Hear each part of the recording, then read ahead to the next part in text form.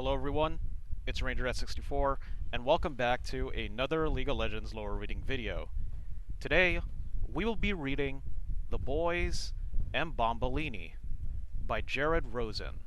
But before we get into it, I would just like to say Happy Pride Month to every single one of you. There existed among the multitude of disgusting bilgewater shipping warehouses filled with rusted knives and arm-length carnivorous rats, one bilgewater shipping warehouse devoid of such things, owned by a Piltoven arms dealer, whose relative was recently murdered just a few days or so, and also skinned alive and stuffed into a dockside horror house. Ugh. It was primarily used to ship large quantities of high explosives, both powder and hex, to various enemies of peace across the continent, most notably the Noxians in Ionia, the Noxians in Shurima, the Noxians in Demacia, and very occasionally, the Noxians in Noxus. The latter having recently sent a letter threatening to murder the cheap bastard who was gouging them with their bomb prices. Said Piltoven owner slash bastard, deciding it was no longer safe to be the consigliere of colonial evil, therefore employed a group of heavily armed mercenaries to guard his warehouse from the Azure Way, while simultaneously hiring a different group of heavily armed mercenaries to steal the entire horde from under the first group's noses. The great sum of coin was spent ensuring this horde so that in the event of a colossal chain explosion during a violent hypothetical gunfight, the owner would walk away an ever so slightly wealthier arms dealer. A forward-thinking business decision, considering his heist crew consisted of the most notorious con artists, Twisted Fate, and the notorious Bath avoider, Malcolm Graves. Collateral damage was pretty much intended here. What in blue hell is this? Some kind of setup? Malcolm Graves correctly guessed from behind a second-floor catwalk. His large, meaty body was barely concealed by a double-wide pillar. Gunfire rained upwards all around him, chewing away thick pieces of his cover and punching holes into nearby shipping containers, many of which displayed prominent illustrations of a frowning cartoon man being blown apart. "Seems that way," Twisted Fate replied, crouched nearby as he flipped a playing card over his fingers. With each turn, its hues shifted from blue to red to gold, though when he got especially nervous in these types of situations, he couldn't get the right order. This was a problem, considering the red ones caused large flaming explosions, the gold ones caused large glittering explosions, and the blue ones were not really that useful right now. "Why aren't you doing anything, you jackass? I can't even take a shot!" yelled Graves, his finger twitching over the trigger of his human-sized shotgun. He didn't mind being shot at, as long as he could return the favor. "They're set up behind a crate of gunpowder. Unless you want to go down like the Deadpool, we might need to figure out a plan B." "I don't want to do that!" Ugh. This sucks! Why do we always gotta pick the weird jobs? Because they pay the best. Ain't a reflection on us. Huh. Makes sense when you put it that way. Graves pondered their predicament, wondering if his smoke bombs would cause the pair to immediately die by igniting some stray black powder on the warehouse floor, or if they'd die half a second later when one of the blinded fishmen accidentally fired his gun into a crate of dynamite. The second one sounded good. Really good. Really good. "Hey, I've got a really good plan," Graves announced, confidently holding out a live grenade. He glanced at the tiny, frowning cartoon man on the boxes in front of him. "Don't judge me." "What are you doing?" Fate protested, his eyes widening in horror as Graves' arm arched back for the throw. He saw the two of them disintegrating along with a good portion of the slaughter docks. Or, at least, Graves disintegrating, which would be inconvenient at best. "Malcolm, what are you doing?" "Wait!" bombed the voice from below. Don't throw that!" Graves, somewhat disheartened by the order, but equally grateful the gunfire had suddenly abated, lowered his smoke bomb afterwards. Fate, who, in a state of panic, had forgotten the color of the card he held, gripped a red one, which would have accidentally killed everyone if he'd mistakenly activated it, and tried to escape the warehouse afterwards. The partners locked eyes for a moment, looked at their respective explosives, then back at each other.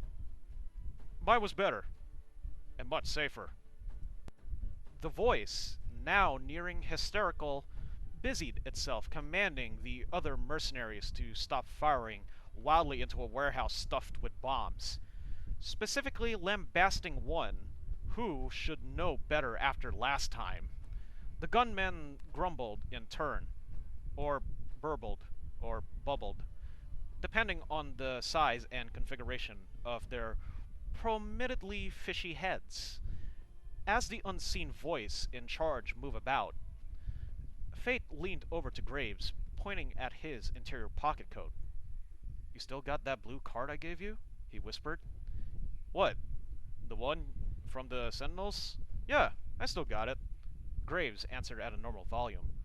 "Quiet! Now what we say, we pop that sucker and get out of here. These guys are distracted. They'll never know we left." "Nuh-uh.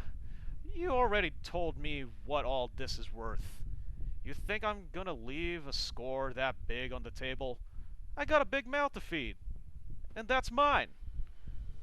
We should have died at least 100 times already. Now's the chance to cut our losses, man. I'll never die, because I'm the handsome protagonist. Everybody knows that. Everybody knows squat. One stray bullet and we're all portraits at a funeral. Your funeral, maybe. I be Viego. That makes me the male lead." "The male lead? My god. I am so tired of this damn story," yelled Faith, immediately attracting the attention of everybody in the room. "See? That's your fault. Real detractionist behavior over here." Graves gloated, about 40% sure he used the word detrognius if he could even pronounce it right. Everyone collectively hesitated, each glancing around nervously as the realization of where they were and what exactly they had gotten themselves into began to sink in. Yet neither the pair of bumblers nor the rack the file Azure Way cast-offs had the authority to end this standoff. Or really, any standoff. As immediate and violent escalation is a rich Bilgewater tradition. The tall hammerhead shark man with a menacing harpoon gun and no shirt was also unable to end the standoff, but he did not know it yet. His name was Bombolini, and the other two things he knew best were how to project an understated elegance for a creature of his stature, and how to know exactly what to say to command a room.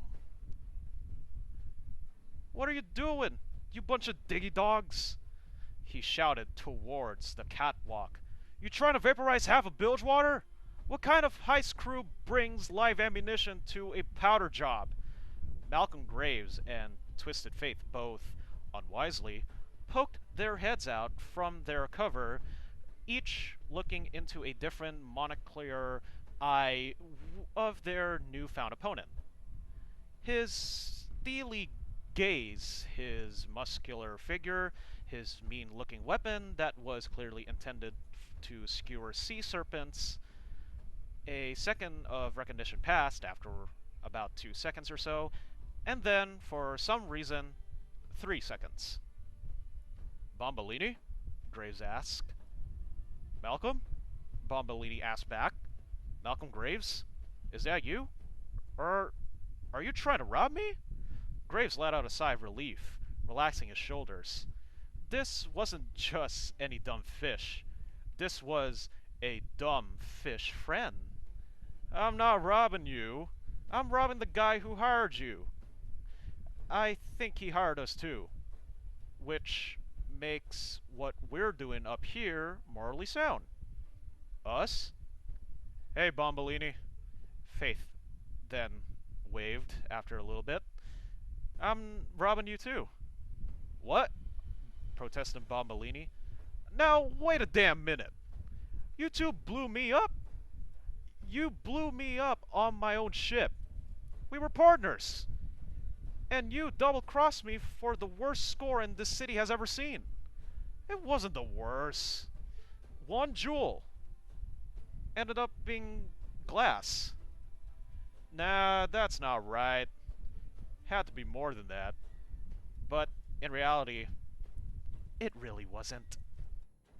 Many years prior, Bombolini had been the unappreciated third member of the Graves and Fate crime duo back when they pulled small jobs for bad pay, and their postures were somewhat, unfortunately, warded. 2 men who will do anything, and we mean anything, to anybody, and we mean anybody, for the right price. Any price.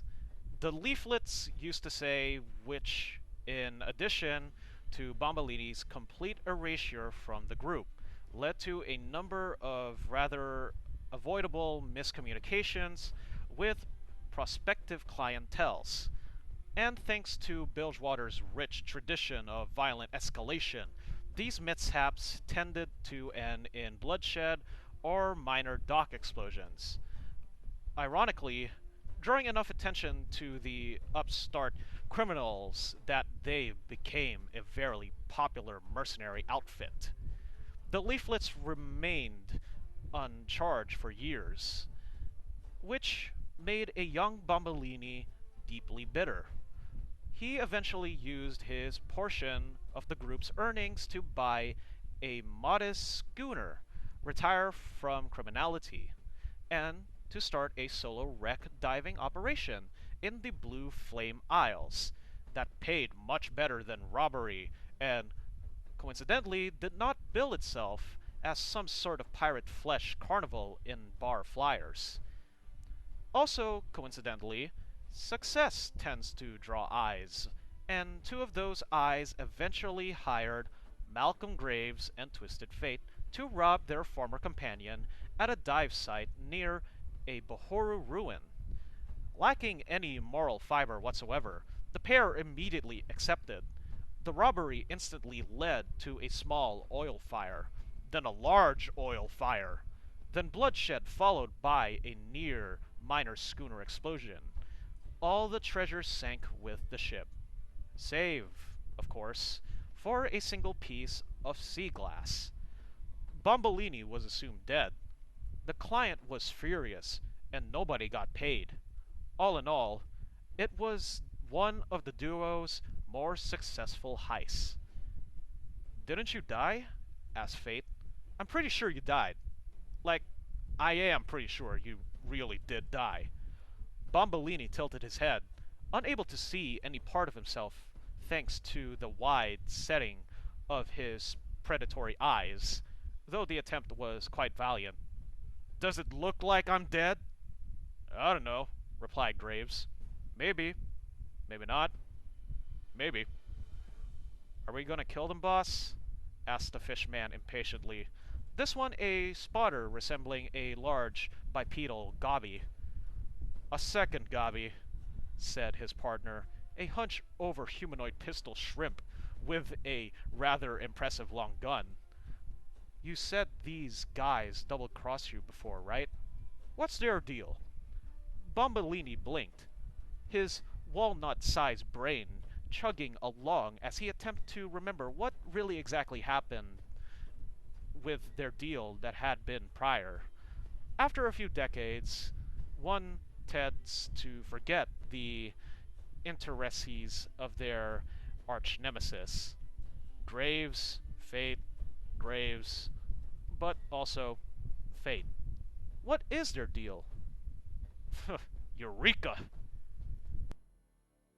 He had arrived at something interesting, something he could use, something that would turn the entire confrontation on its head. They're together, he guessed confidently. A pause. We know that, replied Gabi. No, no, no, no, no, no. They're together, Bombolini repeated, even more confidently. I knew they'd end up with each other. Graves always had the worst taste in men, and Fate is the worst man I've ever met. It all makes sense. Gabi shrugged. Shrimp sighed and turned towards the pair of thieves above the catwalk, adjusting the sight of his gun as he wondered why, exactly why, he'd agreed to any of this in the first place. Up on the catwalk, however, the mood was decidedly different. He thinks we're together, whispered Faith. Like, together, together. A couple. Romantically. I know what together means, Tobias, Graves whispered back, now decidedly more discreet than before. But how do we use it? What's the play? And why was he so mean? Fate stroked his chin with his free hand, flipping the aerated red card into a gold card as he turned the question over its head. The chance of everyone dying in a colossal fireball was still higher than he'd liked. But the Bombolini guy and his men off guard, now was the time for a bold action. He needed something big, something dumb, something that would turn the entire confrontation on its head. He needed... I cannot believe you got us into this mess again, Faith shouted, pointing an occasionary figure at Graves while making sure most of his body remained hidden from the sniper. This is just like you, never thinking before you show up. You're too big, you have no finesse, and you pack hex shocks and grenades for a powder job. My ma was right. We shouldn't have not stayed together. Graves was taken aback for several reasons. The first of which is that he never met Fate's mother, and up until this point, had not been sure she even existed. The second was that Fate had not explained the plan to him, and was now making jabs at Graves' rugged burliness and masterful heist preparations, both of which made him a status quo prince among other thieves. Hey, what are you trying to say? You're the one who was always going on about how you're so clever, and here we are, pulling another garbage job where you're gonna die, and I gotta save you. If it were up to me, we'd be doing easy jobs, like individual murders and light to heavy extortion or something. Yeah, because you have no vision, Fate continued, emphasizing the word vision while winking prominently. Graves did not register this right away, and continued to bluster about his partner's many shortcomings. That's why we always fight. Fate winked again. This one broke through. Down below, Bombolini was ecstatic among an otherwise bored or confused crew. When one is double-crossed by an old friend, their emotional chemistry is irreversibly altered. It makes them paranoid, delusional, and most importantly, occasionally taken with intricate revenge fantasies. Bombolini embodied all of this. He often liked to entertain one of these fantasies wherein his two most hated enemies had an intimate falling out in front of his own sharky steely eyes. This falling out would take place in some sort of room or vessel with a heavy explosive payload that would, at the apex of the argument, burst into flames and detonate, killing them both as the smoke spelled out, "We are sorry, Bombolini." Then everyone would cheer, and he would be given a crown and a sash, possibly a scepter. It was a very intricate fantasy. What was not part of the fantasy, however, was being hit squarely in the chest by a well-aimed gold card and flying out of the shipping door right into the sea. "Now," said Faith, dashing out from his corner and into an adjoining office as he splashed the bare walls with golden cards, wherever the explosives weren't stacked high enough to ignite. Each card burst into a dazzling spray of golden filament, temporarily stunning Bombolini's mercenaries, who then immediately began firing in all directions. As Graves followed Faith through the suite and into the guts of the larger warehouse, a stray of bullet buried itself into the crate of goby and shrimp where were using for cover, and the two fishmen froze. With bullets whizzing through the air, Gobi looked at Shrimp, and Shrimp looked at Gobi, what felt like an eternity between them. "I think we're set," said Gobi, exploding. The first blast rocked the entire structure as Fate and Graves stumbled along a flimsy metal suspension bridge over far more crates of black powder than their client had originally described. "That's not good," said Fate, glancing below. "It really isn't," replied Graves. "I know we was doing a bit, but on a personal and professional level, I am not really happy with you right now." "You're never happy with me anyway. We gotta move," exclaimed Fate as several armed mercenaries looked up from the gloom, suddenly noticing the two distinctly non-fish-like criminals above them. Graves, now more emotionally wounded than he wanted to let on, tossed a smoke grenade over the side of the catwalk, enveloping the first floor with a thick cloud of caustic fog. "That's usually fun, but my heart's just not in it right now," he explained, over the dry sound of dry heaving mercenaries. "Why are you being such a big baby? You're a grown man!" shouted Fate, attempting to move the action along as strays of bullets rage out across the powder storage floor. "Stop calling me a big baby! You're always taking shots at my size. I'm the muscle that saves the day every time you get your goose cooked. You're ungrateful as hell, Fate. I'm ungrateful? I'm not the one who disappeared for months to go fight some Camivore ghost prince, then rolled back into town one night like you owned the place. He was a ghost king, and you're lucky that I fought him, or else we'd all be ghosts. You'd be a ghost. I'd be a ghost. Everyone would be a ghost. You weren't even there. You think I don't read Sauna's letters, Graves? I'm a con man. You can't trick me. They left you outside while Scissor's doll and the shirtless wanderer saved the day. That ain't how it went down, Fate," said Graves darkly. "That's just the story. We don't talk about what really happened." "Oh, please. Your delusions of grandeur were annoying decades before you became Valorant's #1 hero. Is this still a fake fight, or are we actually having a real fight? Because if it's a real fight, I will punch that stupid hat through your mouth. I think it is a real fight. And you know what else? You do stink. And you don't think things through. And live grenades were not the best call here. Yeah, well, this is why we stopped working together for the first damn time. Because you think you're better than me. And you think you're better than this. And what if I am?" yelled Fate, only realizing what he'd said after he did say it.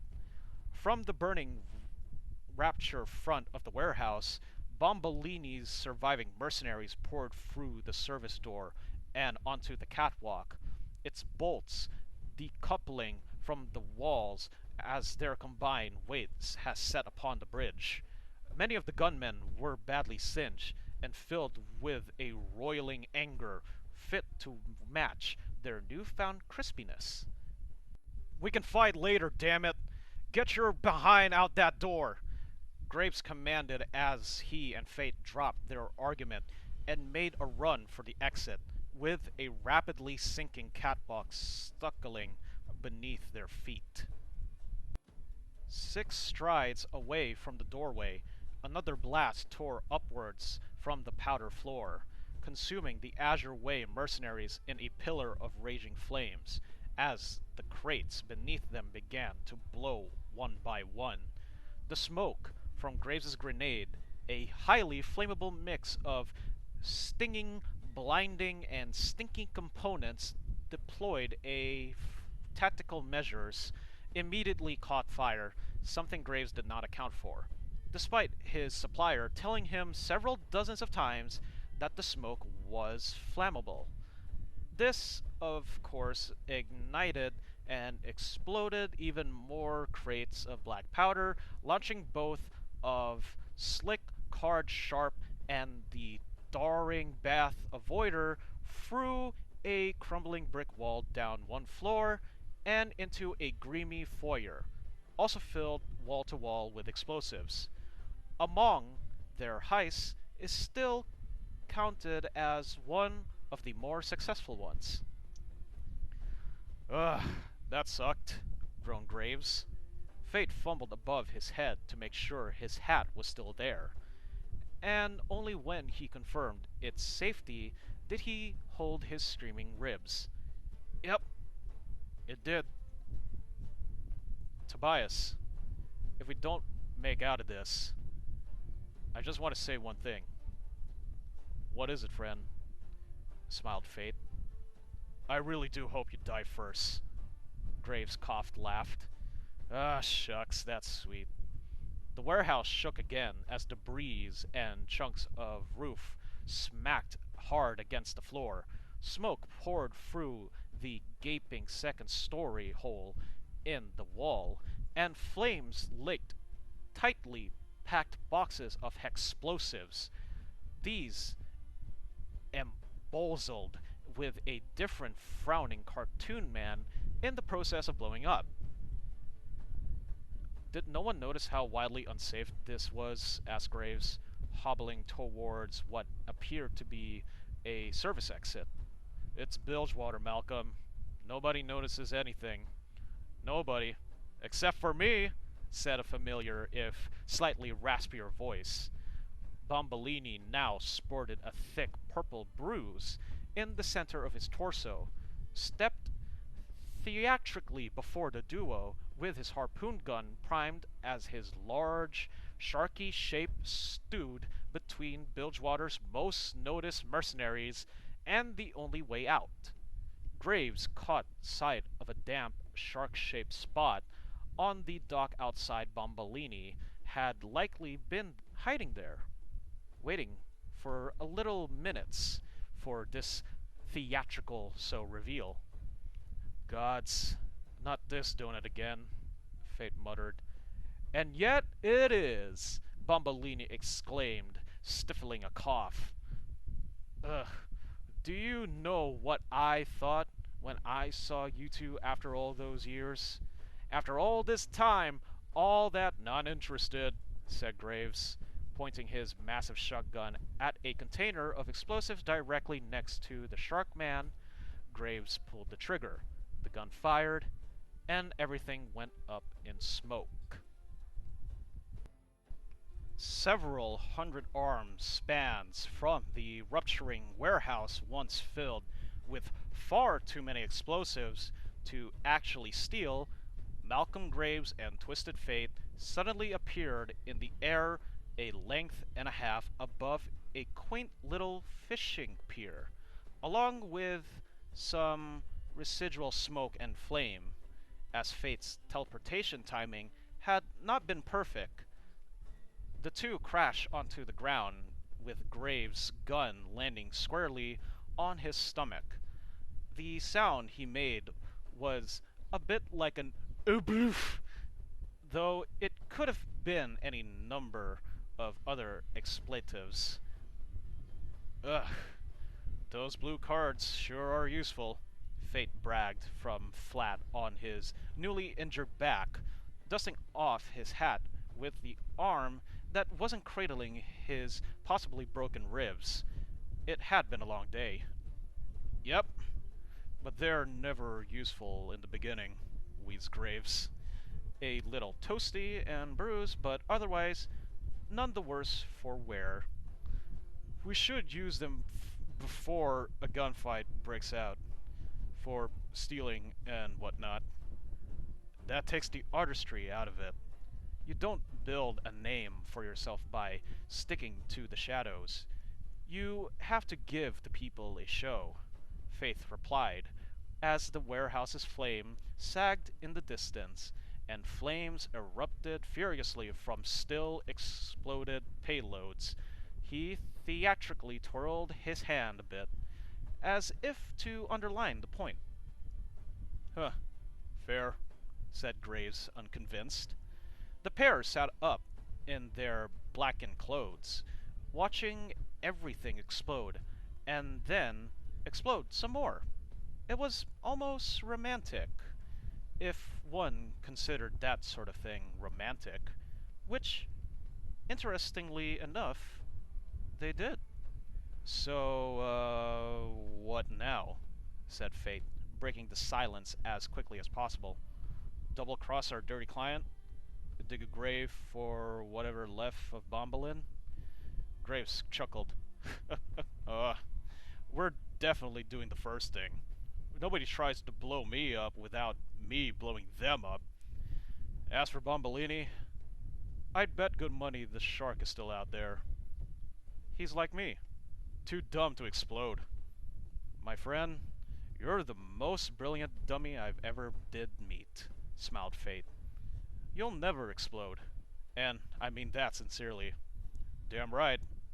Though, now that we've had it out, you and I need to have a conversation.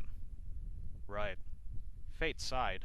He was tired of looking for ways to avoid apologizing, and all the adrenaline made him feel better about breaking his cardio rule of never doing it for any reason. He still wouldn't say the word sorry, though. That bridge was way too far off. Malcolm, I did not mean to imply that I was better than you. When we dissolved the business... Stop, stop, stop, said Graves, laying his shotgun behind himself as he dangled his legs over the water. I already hate this. Apology accepted. Next round's on you. Good man, replied Fate, thankfully gazing across the sea as the sun began to set. Graves looked over at his partner to add another quip, but noticed, perhaps for the first time, that there was a certain angularity to Tobias, features that he had thus far failed to appreciate. A strong jaw, a shockingly unbroken nose, a bold choice in semi-fashionable hats. He was objectively terrible person, that he was, but maybe the right kind of terrible for... Uh-oh, he thought. Malcolm Graves, now much older, only somewhat wiser, but infinitely more worldly, measured his next words more carefully than most things he did or said on any given day, which was especially surprising to him, since navigating the complex relationship between two criminal masterminds such as themselves was not really his strong suit, nor had he ever given it much thought. He wondered, why worry so much about Tobias's opinion about him? It wasn't like it mattered. They had their roles, after all, and... Malcolm, Fate interrupted. Do you have a concussion? It's possible. Graves sighed, but not in a sad or tired way. More of a concussed way. All right, let me look, said the very injured Fate, brushing Graves' hair aside as he looked for signs of a bruise. We both know you're a durable fella, but neither of us are invincible. Not like Bombolini, said Graves, confused by the welling excitement over Fate's playing with his hair. I am legitimately dumbfounded by that. I remember that boat heist. Her old friend was caught in the middle of a deeply vicious detonation. Deserved it, though. I do not have terrible taste in men. I have good taste in terrible men, and there is absolutely a difference. Fate finished inspecting his partner's head, which didn't exactly produce any new information, as he didn't know what a concussion was supposed to look like. He gazed at Graves' rugged features as the setting sun danced across his boyishly unkempt hair, and then considered all those words together in a sentence, and then immediately recoiled at the complete thought. Your taste isn't terrible, Malcolm. It's catastrophic. Catastrophic? Name one example. You can't. The Northman? Fate said almost instantly. The traitor that cockroached a tattoo on his chest? That Bohuru cultist? Not a cultist. Tried to sacrifice us both. But sure, not a cultist. The whale guy, the octopus guy, the second whale guy. Orca. An orca is kind of a whale. The monk, the Vestaya, the Noxian. Graves winced. Alright, listen. He was bad. He was. A Noxian, Malcolm. From Noxus. People talked about that one. More racist than I would have presumed in a man. In hindsight, at least. Graves aloud. But it ain't like you're bringing home the greatest lovers in history. You ain't that slick. Excuse me? I am very slick, Fate protested. No matter the size, shape, make, or model, none can resist the charms of Tobias Felix. I have coined hundreds, nay thousands, of dew-eyed tourists across the whole of this vast and gullible land. Not this one, laughed Graves, a little too forcefully. Or, you know. Y yes, of course, I'm aware, Fate responded, not making eye contact as he fiddled with his hat. The two sat in silence for a little while, or relative silence considering the towering flames and brutal detonations and screaming and shouting is being heard from a distance. Sweet Tommy Kench. Look at that sucker burn, said Graves, still dangling his legs off the pier like the world's grudgiest adult child. Tobias, I've been thinking, and don't get me wrong, I do love a crime or 20, and you'll be there for literally all of them. What about Sana? Or that lady with the laughing jar? Asked Fate, with a tinge of poorly concealed jealousy, despite Graves having been gay for the better part of 4 decades. Vain, Graves corrected, more deliberately than was necessary for such a normal and casual conversation between platonic business associates.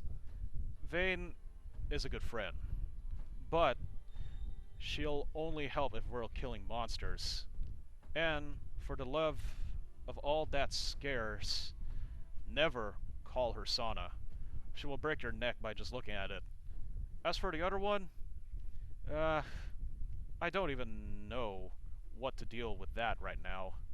She's scary, said Fate. Never seen clothes like that before. So many hands. She's very scary. I'm afraid she's gonna kick me through a wall or something. Point is, I'm meeting new people. I'm seeing the world. Piltover. The Shadow Isles. I saw Camivore, Tobias. I'm expanding my horizons. I might even want to expand more. Here Ishtal's opening up. Could be good money out there. You know, if you wanted to come along for the ride, that is. He rusted through his coat, producing a familiar blue playing card, in which case, I probably wouldn't need this anymore since you'd be around. Fate chuckled. Why don't you hold on to that for now? Think of it as a souvenir. Graves grinned, slipping the card back into his pocket. I do like the sound of that. The partners smiled foolishly at this, each imagining various swashbuckling criminal misadventures while sitting at an awkward physical distance apart. But, you know, as partners, Graves specified. Yes, obviously, partners. In crime, Fate added. Nothing else. Nope. Nada? No, sir. They concluded this exchange with a simultaneous fake cough. Graves looked unblinking at the water, and Fate looked at the underside of his hat. Far off in the distance, the warehouse burnt and burnt. It was, all in all, one of their better heists.